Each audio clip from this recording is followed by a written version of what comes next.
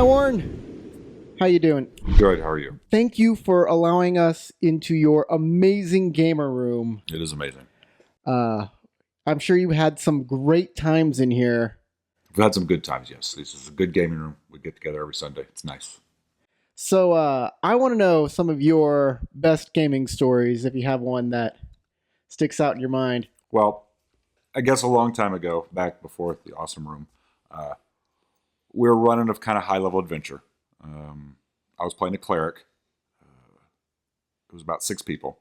And in the party, this is not my story, but in the party, there's a thief. The thief had managed to get himself a sack of holding, not a bag, an actual sack. And back then, in old Dungeons and Dragons, the sack didn't have any rules applied to it. Basically, you could just shove as much shit as you wanted into it, and the sack never ran out. So, a thief in the party liked to get every time we came into a counter, his favorite thing to do was shove something in the sack. He put a goblin in the sack, an orc in the sack, some beholder thing in the sack, and a troll in the sack. He put all kinds of monsters in the sack. It's the things he was always doing. He was very proud of it. He had a list of all the stuff that he put in the sack, and he ran it over and over again. It's an interesting combat technique. So we're around 9th level or so. We've killed several 100,000 monsters, and the sack has grown to great lengths. And we've all sort of forgotten about it because the thing the rogue knows. We're running through a dungeon. And we come into this room. The dungeon master goes, it's an anti-magic room. All your magic stuff stops working. All of your bags of holding erupt. So as the group, we're all like, oh, geez, because, we're walking around with like several 100,000 gold at this point. More money than we know what to do with gems, swords, weapon, everything. We're basically buried in our own gear. The guy playing the rogue sits there for a few seconds and he goes, I have like a bunch of monsters in my sack. What happens to those? The GM goes, oh yeah, those come out too. Let me see the list. He hands him the list. And the list is like 40 monsters deep. Jim looks at it, goes, all right, well, everybody roll an ish. We all roll an ish. I roll, me and the fighter roll the highest ish, thank God. We proceed to flee the room and lock the door, trapping all the other characters in with all the monsters, who then proceed to tear each other apart limb from limb, including the other 4 characters of the party.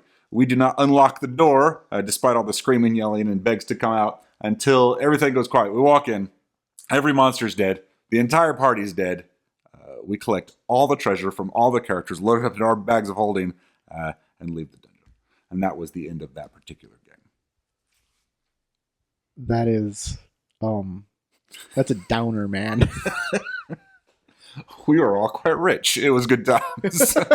How did the other players take that? That thief character was never allowed to have the concept of the bag of holding ever again. But they were sad to lose their characters. But in all, good fun. Everybody agreed that it was a good gaming time. And we moved on from that. It did swiftly in the game, though. I think the Game Master gave you quite a bit of leeway with that bag of holding, considering the monsters didn't kill each other in the bag? Or in the old rules of bags of holding, they didn't do anything. Like, you just could put stuff in there infinitely. It would just put it in stasis? And it didn't talk about what was in the bag. So the GM sort of was like, oh, you just put it in there and it floats there in stasis until it comes out. Because stuff on the bag didn't age or old or die or anything like that. It's current bags of holding, you put stuff in there, it suffocates to death. But back then, it was just like this stasis dimension. So when you open it up, the troll and beholder, 30 goblins and 20 orcs and a small baby dragon, all erupted out of the bag and proceeded to slaughter everything they could find. So Dungeons & Dragons Steve Rogers would be like, during the war, he was shoved into a bag of holding. Yes, But 50 years later. He is the winter adventurer.